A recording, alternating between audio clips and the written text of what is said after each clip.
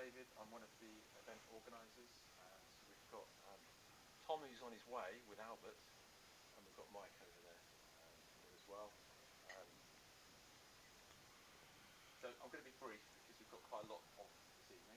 I just saw John's face light up. This is our kind of regular slot. We can, if you want to post something on LinkedIn about this evening's event, we will during the pizza we'll pick out a winning one, the one we like the best. So make it a good post, and you can pick one of these books as a prize. Must say a big thank you to our sponsors. We've got Travis Perkins, who are obviously hosting this evening. We've got pizza provided by Travis Perkins as well. Prizes provided by RS, and the logistics for this evening's event, which are a bit more involved than normal, are being funded by RS as well. And that's because Albert is from the Netherlands and he's come over especially for this talk this evening. So this is the agenda. We've done the networking. I'm doing the intro. Rob is going to be doing a lightning talk. Then we've got pizza break. Hopefully during the pizza break, Albert will arrive because his train is running late at the moment. Then we've got Albert's talk. And then we finish. So that's a brief overview of what we're doing. If this looks a surprise to you, then you're probably in the wrong place. This is Albert's summary of what he's going to be doing. We'll do an intro later on. Quickly, what's coming up next month? We've got Mike Burrows coming to talk to us about Changeban. Now, this was something we put out to our members to see which talk we would like Mike to give. He's got several talks, and we gave you 3 options, and this is the one that we came back with. So that's coming up next month. Barking card, and then 17th of December, lightning talks. We've got a whole evening of lightning talks. January, we're not sure what we're doing yet. We'll get something in the diary soon, and we've got something in March about CFDs with John Woolen. So lightning talks. There are a couple of speaker places left, 1 or 2. So if you're interested in giving a lightning talk at the December event, then please talk to one of us and get your names out, because those places probably will go quite quickly. This is on the meetup site, so you can have a look. These are the summaries of the lightning talks that we've got so far. There's 4 there, and there's another one that's on its way. Have a look on the meetup site if you're interested. So tonight we have a lightning talk, which is Rob. So I'm not going to delay any further, but it's obviously around mental health. It is indeed. I'm sure I'll give an intro. I'm aware that I'm eating into your time. That's okay, not a problem. Unplug this, hopefully plug it into your... Try not to break anything. Out of the way. So can you give a warm welcome to Rob for his talk on mental health? Well, you can all come back. That's better than when I had it, when I was doing it here with the TP guys. It's because you're ex-TP now. We've got promised pizza makes it all different. Come on. Here we go. Right. Very quick chat about mental health and mental health first aiders. One of the reasons I kicked off with being a mental health first aider is, for some obscure reason, people found it easy to talk to me, and I still have no idea why. I frighten a lot of people with the beard and the size, but people came to talk to me, and I found that at one point I was actually supporting 7 different people with mental health issues, and I had absolutely no idea what I was doing. I was talking to them and suggesting they go and talk to their GP and such like, and I suddenly went to my manager and went, hang on, I could be doing it right, could be doing it wrong. So they sent me on a course, and lo and behold, come back as a qualified mental health first aider. And it's kicked off, and I think we've now got 16 mental health first aiders in GTS. So not doing too bad. So So the first question, what is mental health? It's something we all have, just like physical health. It includes your emotional, psychological and social well-being. It definitely affects how you think, feel and act. If anyone thinks about a time when you felt low, you want to hide away, you don't want to interact with people, it's not a good sign. So, good mental health we usually define as the capacity to live a full productive life as well as the flexibility to deal with its ups and downs. So, most people, something goes wrong, they go, not a problem. That's it, almost as bad as heckling. God. Neither's mine. I shouldn't worry about it. My daughter not getting enough train from the station. You're in trouble later. And if you go and talk to a GP, they will tell you that in order to be diagnosed with, for instance, depression, you have to have been feeling low all day, every day, for a minimum of 2 weeks. And if you think about that, 2 weeks is a hell of a long time to be feeling depressed and like you've got no one to talk to. Yeah, I'm getting a frown down here. It's, yeah. So, mental health first aiders, definitely a good thing, especially in a place like this. We've got lots of people. We get a fair flow of people coming to talk to us. So, causes of mental health issues. Biological factors, genetics and brain chemistry. There are many issues that are caused by brain chemistry issues. They can normally be resolved with medication. Life experiences, trauma or abuse. I'm talking to someone on and off at the moment who was abused as a child. And I have no concept of how harrowing that must have been at the time or now. And they've reached out and they're getting counselling and it's helping them. But yeah, there's not an awful lot I can say about that. Family history of mental health problems. If someone in your family has a mental health issue, such as schizophrenia, you're more likely to get it. It's just one of those things. Not guaranteed, but your chances do go up considerably. The last one was actually something that one of my colleagues said, actually, you should put that in there as well. Because if you do any courses on it, they give you these, but very few people touch on this. Work experiences, redundancy. I remember getting made redundant on one occasion myself, and I felt so angry about it because of the way they decided to do it. They applied it to everyone, so it was fair, but I felt so damn angry about being made redundant. Isolation, something many people don't talk about. You hear people talk about remote working, they go, oh, it's brilliant. I can get up and go, stay at home, I can do my job. Yeah, it's wonderful. But that's fine if you've got family around you. If you're single and you're remote working, you're isolated, you don't have the human contact, all of a sudden you might find yourself feeling like you don't want to get out of bed in the morning. You're fed up with doing the work. And it's things like that, you'll start to have a downward trend. It's all mental health issues. That's the start of depression. Not good. Mental health issues though, they're common. Lots of people have them. About 1 in 7 people are going to suffer from mental health issues during their lifetime. So chances are, there's a few people sitting here now that either have or have had mental health issues. I have. I suffered from depression. I got to the point where I even knew which tree I was going to drive into. I didn't want to live anymore. I had no one to talk to. Why would I go and talk to my doctor? Just wasting his time. No point in living anymore. Thankfully, I spoke to someone else. Got out of it. It says, people with mental health problems can and do get better. Many recover completely. I would say that I am better, not recovered, because I don't know what caused it in the first place. It may come back, but at least I know what to look for next time. Signs of mental health issues. I'm not going to read down these, you can all read.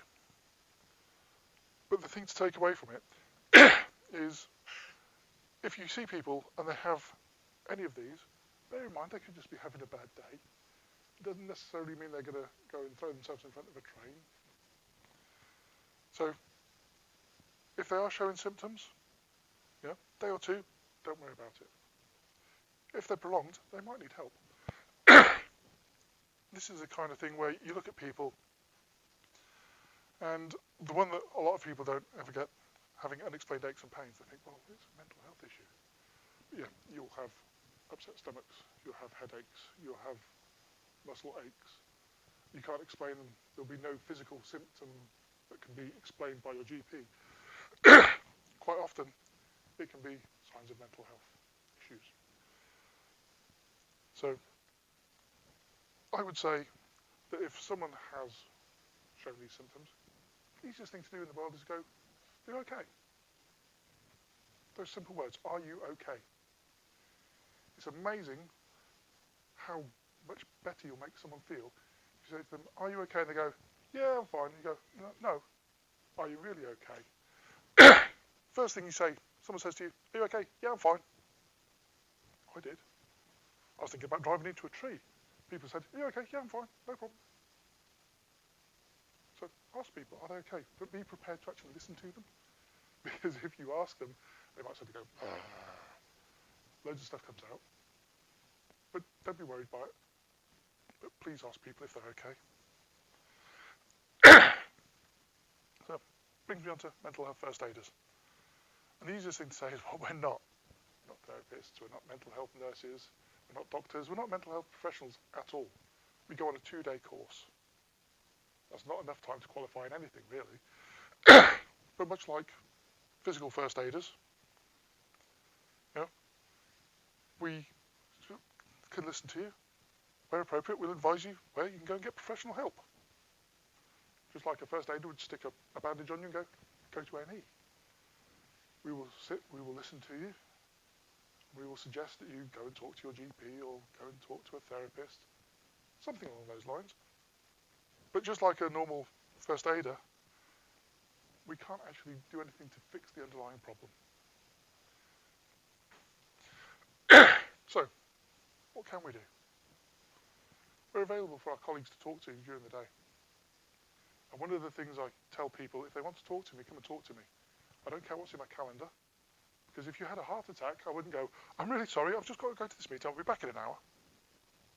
If someone wants to talk to me or any of their mental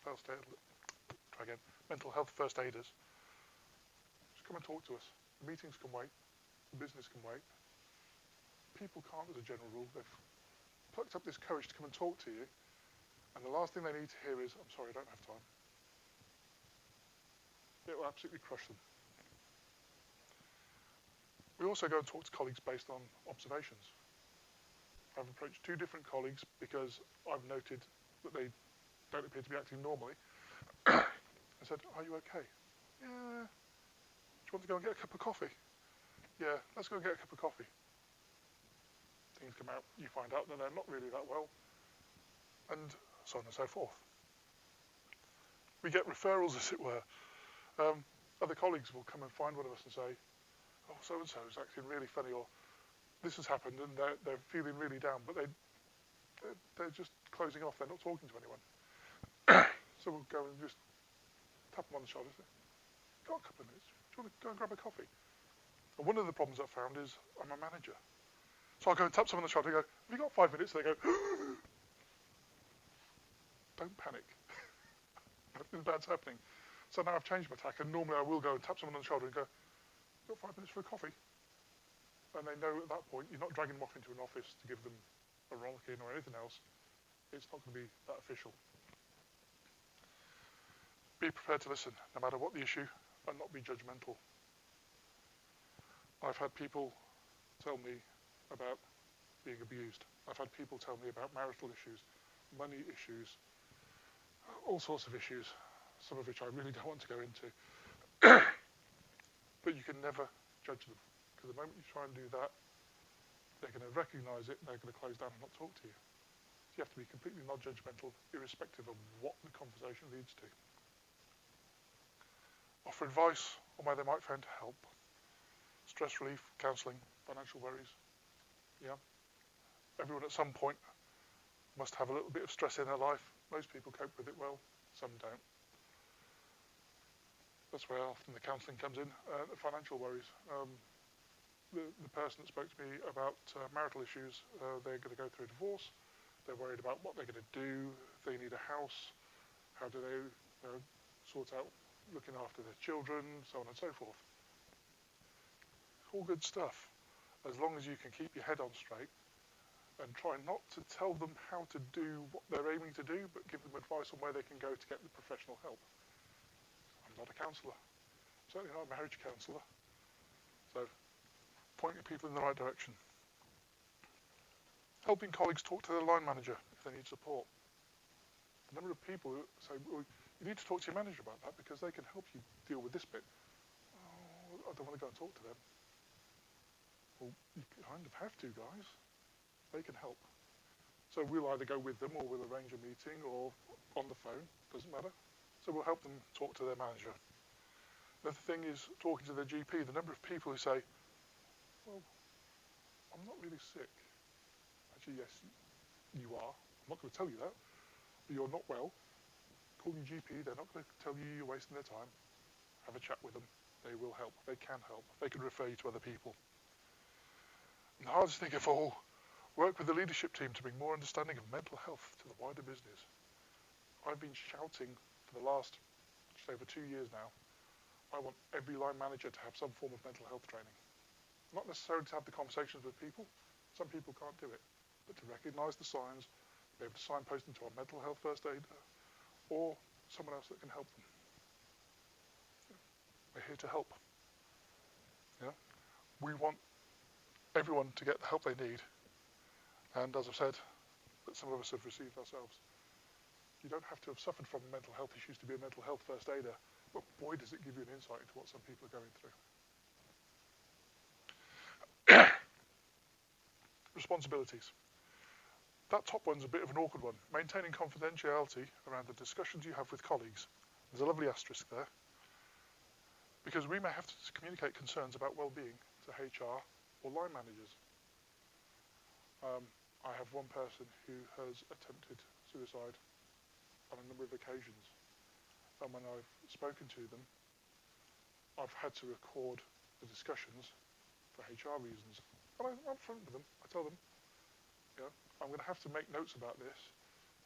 You understand why? And they go, yeah, no problem.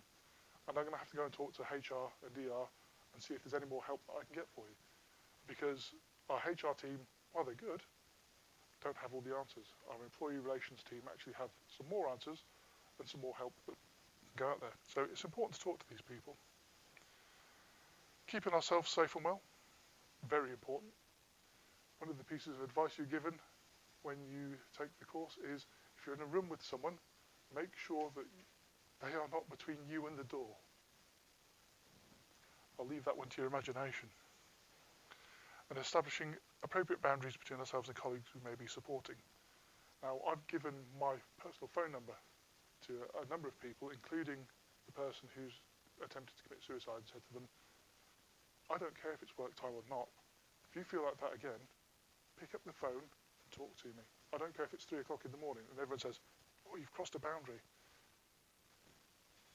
I see it as not being a mental health first aider so much as being a good colleague, a friend, and a good manager. My people should be able to reach out to me if they need to. What are we not responsible for? Anyone's mental health. We can guide people, we can't coerce them. Any person's mental health I'm responsible for is mine. I can't make people do things. I can't make them go and get help. Much as sometimes I might like to think I could really do with just sort of pushing you down that way, you can't do it. And we're not responsible for what a colleague may choose to do. Say here, the duty of care starts with yourself. We're all responsible for ourselves and our actions. One of the things I was asked when I first asked for the course was, if you've talked to someone and they then go up to the top floor and throw themselves off the building, how are you going to feel? My answer is, I'm going to feel really bad for their family. But when it comes down to it, I didn't tell them to do it. I didn't push them off. That's their choice. Apparently that was the right answer. I got the course. But you can't be responsible for other people's actions. So you just have to, if someone does something silly, you have to take it on the chin. So finding help yourself. You don't have to talk to a mental health first aider. But if you do need help, lots of companies have an employee assistance program. We run one which gives you, I think, up to 6 sessions of counselling, which sometimes is enough, and sometimes really isn't.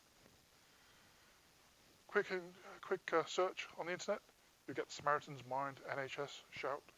There's some documents scattered around with some numbers on the back, as well as some information on how to get the training. Talk to your GP. You're not wasting their time. They are the gateway to professional mental health services for you. They will get you there much quicker than talking to a lot of the other teams. So there are free options. Don't think it's going to cost you a lot of money and think, I'm not going to go and get help, or I'm not going to signpost someone towards help they might need. Some of it out there is free, some of it's not, but there's a lot of free help out there. And the one thing I say all the time, the one thing to take away is talk to someone. If you're suffering or think someone else is, just talk to them. There are people who will come and talk to me on a regular basis, and we'll go into a meeting room, and it's just like a dump of emotions. It's literally an emotional mind dump. And we'll sit and we'll talk for 10 minutes, half an hour, sometimes an hour. And at the end of it, they'll go, I feel so much better. Anything else I can help you with? Do you need to go and talk to someone? No, I just needed someone that I could sort of blurt all this stuff out to, knowing full well that it's not going to go any further. It's fine. Yeah, they are really, really stressed. They go in, they have this big blowout, and they go back and they're fine for weeks on end. And then they'll come back and do the same thing again. Realistically, they should go and talk to someone, because you're getting that cycle of ups and downs. But if that's what they need at the time, yeah, I'll talk to them. As I say at the end, never ever suffer in silence. So what could you guys do next? There's some details on here. Talk to your companies. Ask if they've got any mental health first aiders. If not, and you fancy giving it a go, ask for the training. Give them a push. There's plenty of information out there that will tell them that for every £1 they spend on mental health care, you in effect get £8 back. And that covers things like people not being at work but not working. They call it presenteeism. They're just sat there like a zombie at their desk. You're paying them and they're just sat there doing absolutely nothing. You can spot them in an office quite often. Sometimes you're not sure if they're just having a really bad day with a problem, or there's other issues. So I tend to go and talk to them. So take a copy of the document if you want it. There's loads of contact numbers on there, on the back, for mental health support, including a section that's purely for veterans. We actually have quite a few veterans work at Travis Perkins, so we've got information on veteran support, and we've published all of this on a Google Plus site.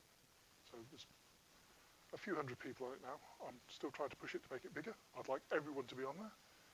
But yeah, we have lots of information for our employees and people to talk to, and we're pushing it out further and further so that the people in the branches can actually come and talk to us as well. So there you go. I've probably overrun a little bit, so apologies for that. Any questions? So where do you draw the line then on, so you used to talk about confidentiality and going to HR, so where do you draw the line on, I need to talk to HR because, you know, obviously, or your manager because you clearly need some more support, versus, let's say for example, I've got somebody that I suspect has got a disability or something like that, whereas I'm kind of treating that as that's their confidential thing if they want to share it or not. Right. I can talk to HR without giving specifics of people. So if I think someone needs some help, I can go and say, I'm talking to someone, these are their issues. I think we need to support them more. What I want to do is I want to get them in contact with the EAP, but I want to sort of expedite them getting to a counsellor, and our HR people will actually phone the Employee Assistance Programme and say, yeah, we've got someone that's going to come through to you. We need to expedite it. They'll be with one of our mental health first aiders, and we will phone them up and we will try and expedite things through.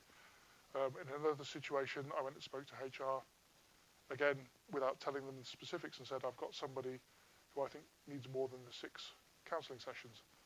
And they said, okay, we can push it out to 12. So I can go and talk to them without giving them specifics. It's still down to the individual that they've actually got to instigate. They do indeed. again, the thing about this is none of it can be coercive. The same as an ambulance crew turn up, you're laying on the floor. If you say, I don't want to go to hospital, and you're competent to say so, even if your leg's broken in 3 places, they can't force you to go to hospital. And I can't force people to go and get help. I can tell them that they should, yeah. You should really talk to someone. You know, it sounds like you've got a lot of problems. You need to talk to someone who can actually help you. Talking therapies are brilliant.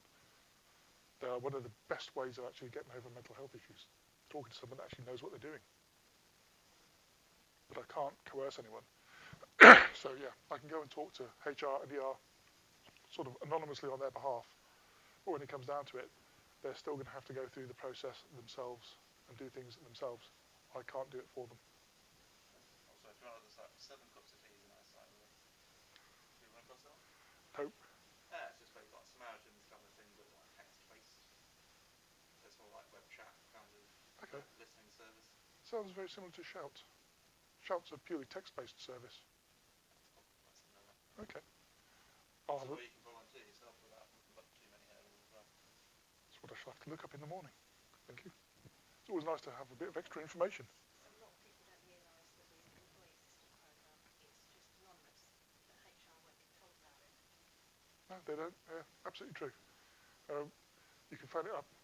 Certainly, the TP one, I assume they're all pretty much the same. You phone them up anytime, day or night, and you can talk to them about mental health issues, financial issues, family issues, legal issues. As you say, all anonymous. So really, really helpful. We get mixed results back. Some people will talk to them and go, they were brilliant. Some people will come back and go, not much good at all. Because it's anonymous, I don't know why they go, it could be because they're looking for something that they can't get through that service. It could be that they're not given the right information, but you can't fix something if you don't have the information, which is a shame, really. There you go, yeah. So when you did your course, were you, prior to that you were saying you were sort of telling people to go to their GP or their but did you find out that you were actually giving incorrect advice previously, or that you were just able to expand upon the array of advice you could give? Thankfully, I was giving good advice.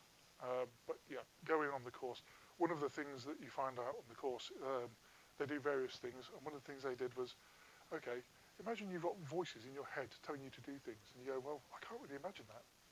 So say, okay, we're going to put you in 3s. 2 of you sit face to face and try and have a normal conversation. And someone has a rolled up tube of paper, and they're whispering in your ear.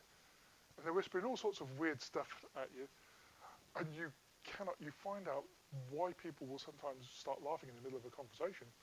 It's because the voice in their head has said something they find incredibly funny. And the person sitting opposite you go, why are you laughing? Because the voice in my head just told me a joke and I thought it was funny. People don't get that. It's one of the exercises on the course. I found that so good. But yeah, also expanding out on what do you give back to people? How can you it's almost like trying to coerce people into getting help without being coercive. So yeah, it's a really good idea. Go on the course. I mean, it costs a bit of money, so it's always good if you can get the company to splash out for it. But there's some really good courses out there. And they do the 2-day course, which gives you mental health first aid accreditation. They do a 1-day course. They do a half-day course. I couldn't tell you what's on either of those, unfortunately.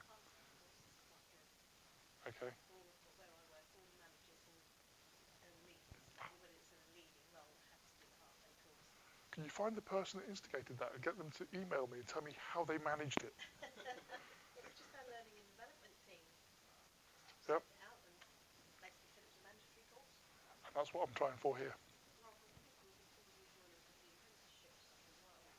So if you do like managing a team, you might be able to like slot something into one of those modules. We do modules on developing yourself and like working with people, emotional intelligence, all that sort of stuff. So it would work quite well. Is that the leadership Yep. apprenticeship scheme as well? Yeah, so I'm on it at the moment, doing the level 3, and it would fit in quite nicely. So we do talk about sort of well-being bits, but obviously not for this one, but it would definitely fit.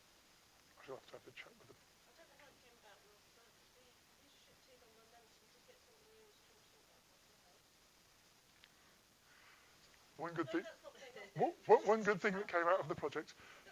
Sorry, I shouldn't say such things. Nearer the end, I think, but in terms of, you know, somebody who's actually done that film, you know, they didn't actually go through because we had got quite a few things which was embarrassing. So it was something they looked at. That's good. Any more for any more?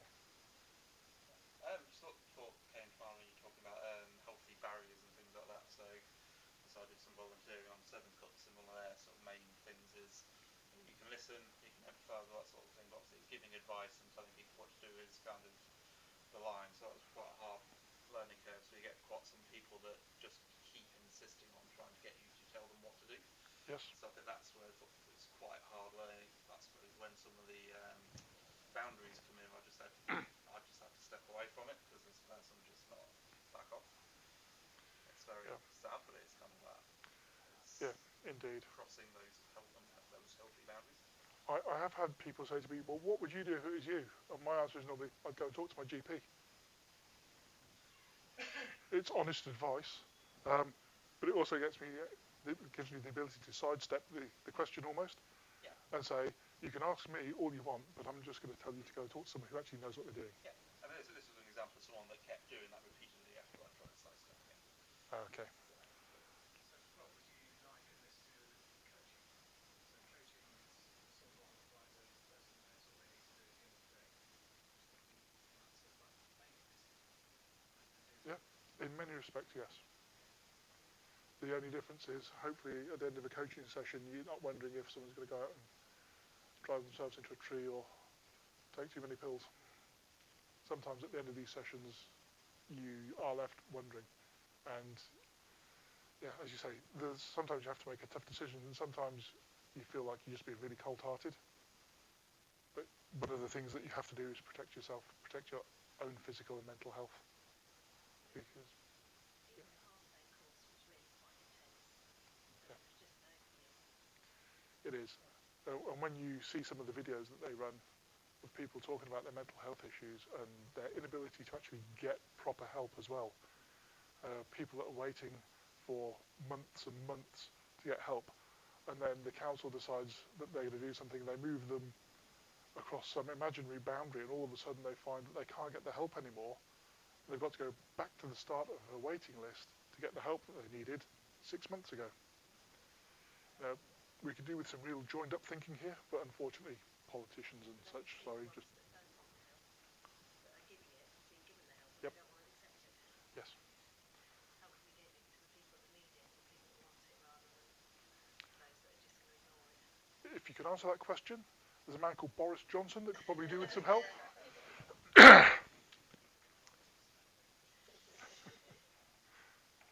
Okay. That was amazing. Thank you very much, Rob. No problem. Thank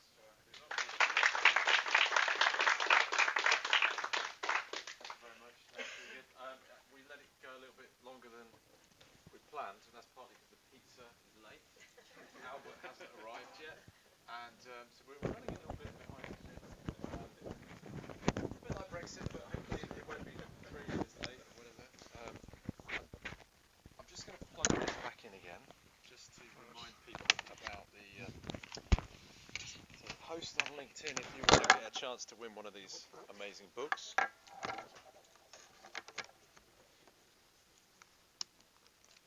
we go. So, what I suggest we do, so we had the Q&A went on for quite a while, so there's obviously lots of interest in that topic, but what I suggest we do, while we're waiting for pizza, 2 minutes. Cool.